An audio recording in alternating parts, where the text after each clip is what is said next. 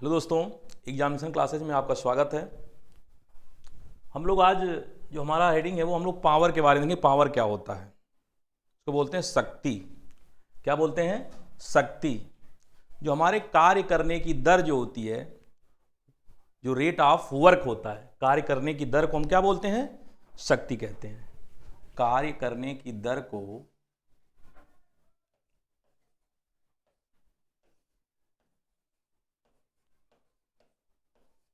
कार्य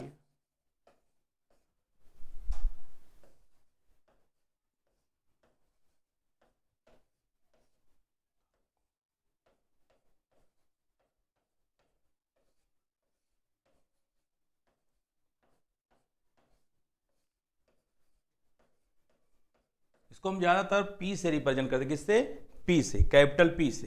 हमारा क्या हो जाएगा इससे? Work upon time. कार्य करने की दर वर्क अपॉन टाइम। तो वर्क अपॉन टाइम से ये क्या फार्मूला बन गया कि P बराबर W बाई टी। P बराबर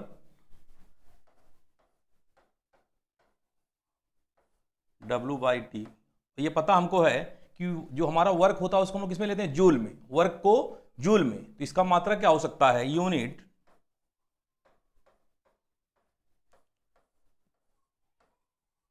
जूल पर सेकेंड। जूल पर सेकेंड, या इसी को हम लोग क्या कहते हैं? वाट भी कहते हैं। क्या कहते हैं? इसी को हम लोग वाट भी कहते हैं।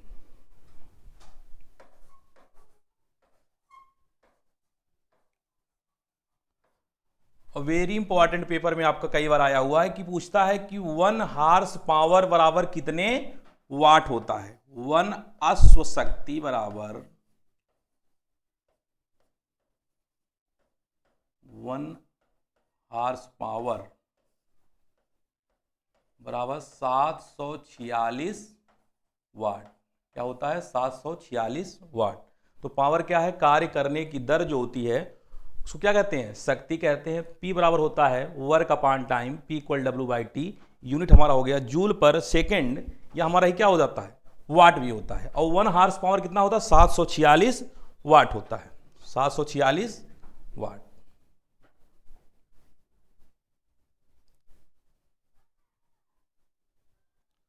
अब देखें तो वर्क के बारे में बता दिया गया। अब देखिए, कह रहा है कि कोई 60 किलोग्राम, थोड़ा सा एग्जाम्पल देखते हैं इस पे क्वेश्चन का।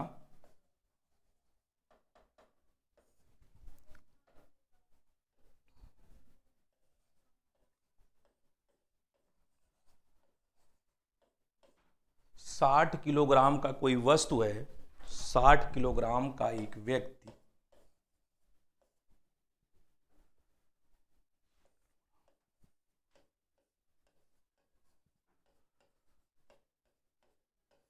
60 किलोग्राम का एक व्यक्ति 10 सेंटीमीटर की ऊंचाई की 10 सेंटीमीटर की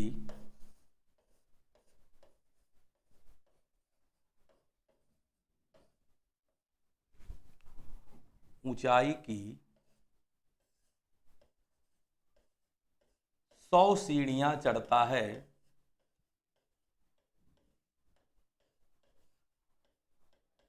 100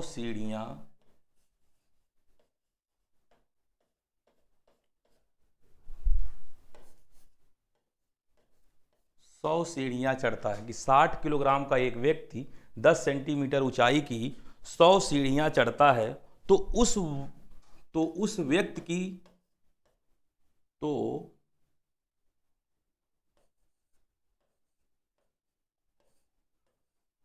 उस व्यक्ति की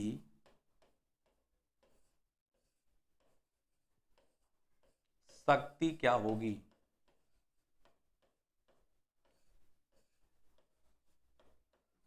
शक्ति क्या होगी?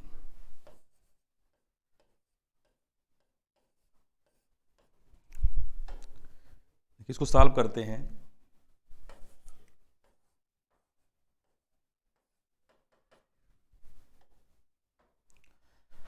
कह रहा है कि 60 किलोग्राम, हमारा 60 किलोग्राम यहां से क्या निकल रहा है? मास हो गया। क्या हो गया? 60 किलोग्राम मास हो गया।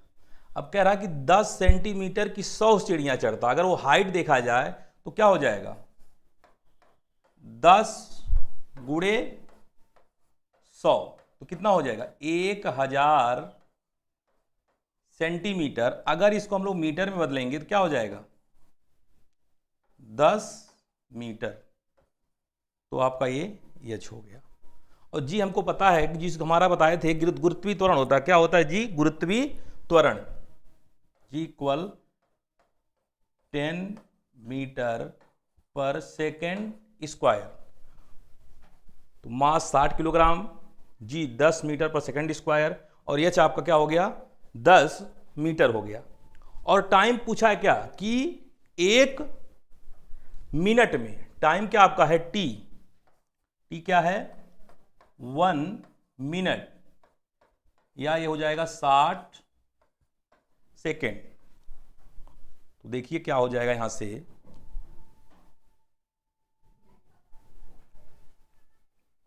P इक्वल होता है W बाई टी, और W बराबर हमारा फार्मूला होता है एक M इंटू जी इंटू एच।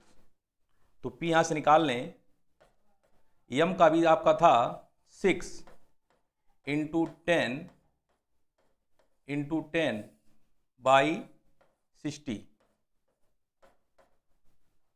तो यहां से क्या हो जाएगा, 10 जूल पर सेकेंड या वाट, 10 जूल सेकेंड पर वाट। तो इस तरह से हम लोग उसका शक्ति निकाल लिए कि हमारा कोई व्यक्ति 1 मिनट में अगर 10 सेंटीमीटर ऊंचाई की 100 सीढ़ियां चढ़ता है तो उसके द्वारा कितनी शक्ति लगी होगी, या कितना पावर लगा होगा। तो इस तरह हम लोग निकाल लेते हैं, ठीक है।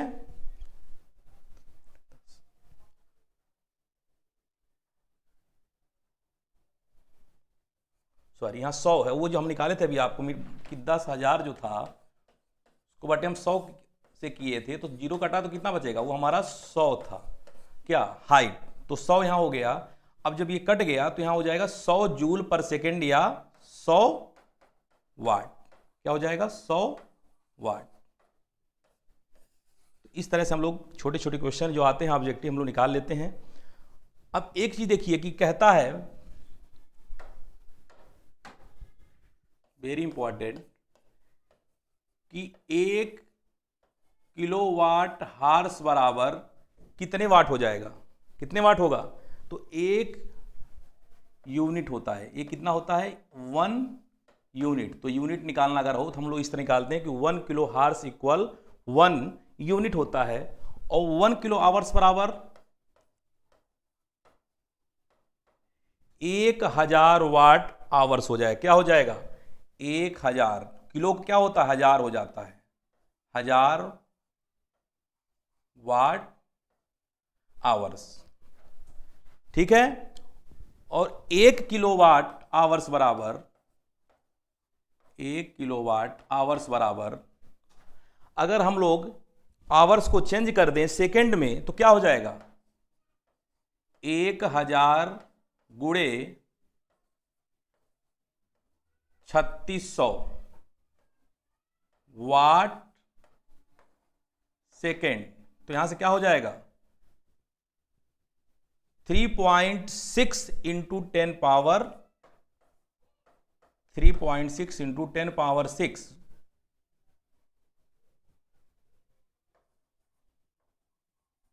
वाट सेकेंड, ठीक है, वाट सेकेंड।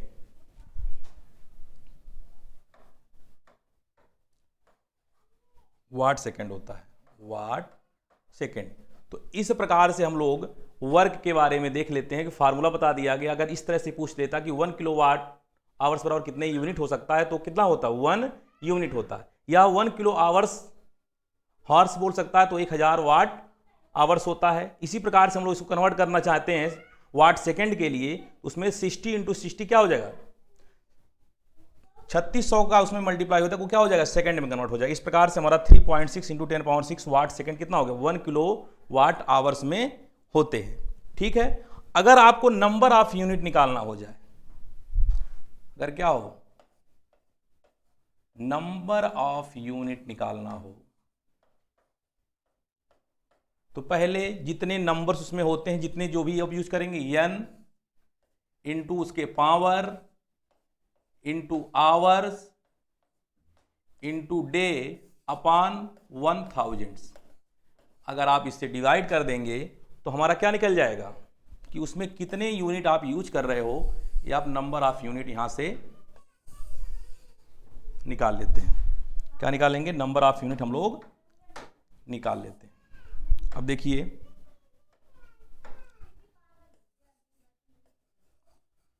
इस फार्मूले के दिमाग में हमेशा रखेंगे तो गलती क्वेश्चन नहीं होगा कि नंबर ऑफ यूनिट निकालने का फार्मूला क्या होता है। तो n जिसमें जो भी जैसे आप पंखा बल्ब जो भी यूज करते हैं, तो वो नंबर आप लिख लिए, उसकी पावर कितनी है कि मतलब कितने वाट का आपका यूज कर रहे हैं और कितने घंटे आपका वो जलाया जा रहा है और कितने दिन तक आप यूज कर रहे हैं। तो लास्ट में कहते हैं कि मंथली के लास्ट में आपका आता है मीटर पे चार्ज आता है कि इतने यूनिट आपने यूज किया है। तो सारे कैलकुलेशन करने के बाद वो आपका लास्ट में मीटर की रीडिंग बताता है कि आपने कितना यूज किया है। तो इसके लिए हम लोग नंबर ऑफ यूनिट इस फार्मूले से निकाल लेंगे कि जो भी हमारा नंबर आप यूज करते हैं, पंखा, बिजली, इन्वर्ट, आपका फ्रिज, कूलर, सबका वो जोड़ करके आपका नंबर्स में आ जाता है। उसके बाद उसकी पावर कितने कितने वाट की आपकी उसकी पावर है, उसको मल्टीप्लाई करते हैं, कितने घंटे आप यूज कर रहे हैं और कितने दिन का आपको निकालना है, उससे हम 1000 से डिवाइड कर देंगे तो हमारा निकल जाता है नंबर ऑफ यूनिट। देख लीजिए, हम लोग छोटा सा देखते हैं कि 100 वाट के 5 बल्ब, 100 वाट के 5 बल्ब, 100 वाट के 5 बल्ब प्रत्येक दिन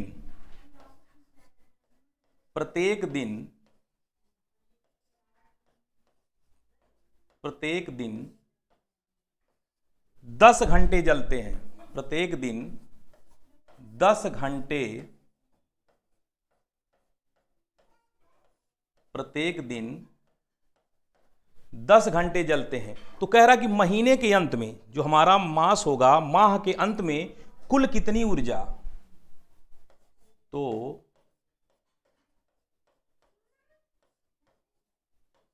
माह के अंत में कुल विद्युत ऊर्जा पर, कुल विद्युत ऊर्जा पर व्यय ज्ञात कीजिए।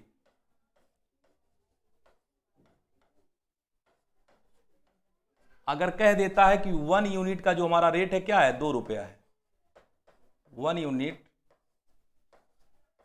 2 रुपया है, इतना होता नहीं कितना हम लोग मान करके कर रहे हैं कि अगर 100 वाट के हमारे घर में 5 बल्ब जल रहे हैं और प्रत्येक बल्ब 10 घंटे जलता है, तो पूरे महीने के अंत में हमारा कितना यूनिट आएगा। अगर 1 यूनिट का हमारा खर्च 2 रुपए है तो कितना उसमें टोटल हमको व्यय या पैसा हमको देना पड़ेगा। तो अभी आपको फार्मूला हम बताएं, नंबर ऑफ यूनिट निकालने पहले क्या होता है। नंबर ऑफ यूनिट निकालने फार्मूला क्या होता है, इसको हम लोग देखते हैं। Number of unit, number of unit formula क्या है, n into P into H into D by 1000। एकदम सिंपल सा फार्मूला, दिमाग में रहेगा तुरंत सवाल सॉल्व कर लेंगे, उसमें कोई टाइम नहीं लगने वाला है। देखेंगे हम लोग, n हमारा क्या है, 100 वाट के 5 बल्ब बोल रहा है, कितना है, 5 बल्ब हम लोग अपने घर में यूज कर रहे हैं अगर, तो 5 इंटू कितने वाट का है, 100 वाट का, कितने घंटे जला रहे हैं, 10 घंटे, कितने दिन तक, 30 दिन का निकालना है, बाई 1000। अब देखिए यहां से हम लोग कैंसिल कर दें तो हमारा ये मान कट जाएगा, कितना आएगा हमारा, 150 यूनिट। एकदम सिंपल सा आपका निकल के आ गया। इसी तरह से हमारे जो मीटर वाले आते हैं वो रीडिंग को देख करके उसमें अपना कैलकुलेशन करके पर यूनिट से आपको बताते हैं कि आपका इतना बिल आया है। तो हम लोग कितना निकालिए, 150 यूनिट हमारा क्या हो गया, टोटल नंबर ऑफ यूनिट निकल गया। नंबर ऑफ यूनिट्स निकल के आ गया, मतलब कितना आपने बिजली खर्च किया है। अगर इसका टोटल कॉस्ट निकालना हो तो इसका टोटल कॉस्ट हम आसानी से निकाल लेंगे। टोटल कॉस्ट,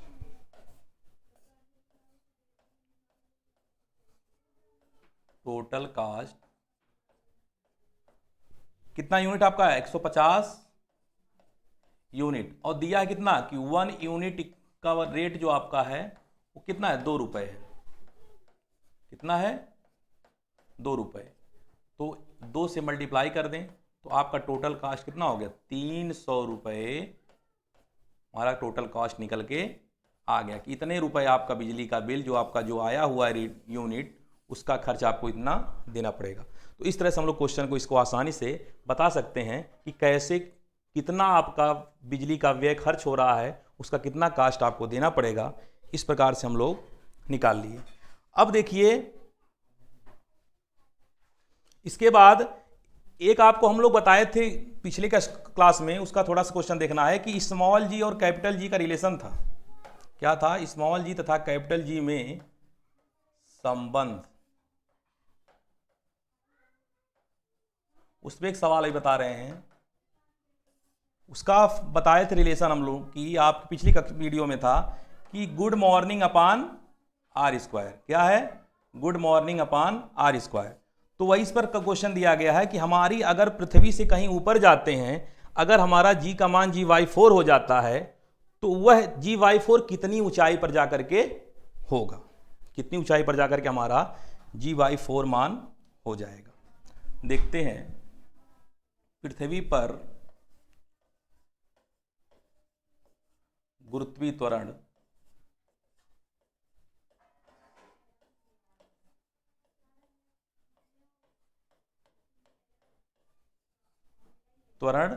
जी है। अगर मान लें हम लोग कितने जाते हैं, H ऊंचाई पर अगर जाते हैं, माना ऊंचाई कितना है, H पर जाते हैं तो G डैश कितना हो जाएगा, G/4। तो एक सिंपल फार्मूला बता दिया हम लोग, G बराबर GM/R²। और दूसरा ही बता रहे हैं G डैश क्या हो जाएगा, GM/R प्लस H का स्क्वायर। तो अभी G डैश बताएं अभी आपको क्या, G/4 हमारा है। तो यहां से GM/R प्लस H का स्क्वायर। तो इन दोनों इक्वेशन से हम लोग आसानी से निकाल लेंगे कि हमारा कितना ऊंचाई पर अगर रखा जाए तो हमारे G डैश का मान 1/4 हो जाएगा। अब देखिए यहां से G/G/4 कर दें, GM/R² by GM/R plus H का स्क्वायर। तो जी कैंसिल हो गया, ऊपर चल जाएगा 4 और यहां से GM कैंसिल होगा तो R plus H of the whole square by R square. तो इसको हम लोग इस तरह भी लिख सकते हैं, R plus H by R का स्क्वायर। ये भी किसी का स्क्वायर बन रहा है, किसका स्क्वायर है, ये 2 का स्क्वायर बन जाएगा।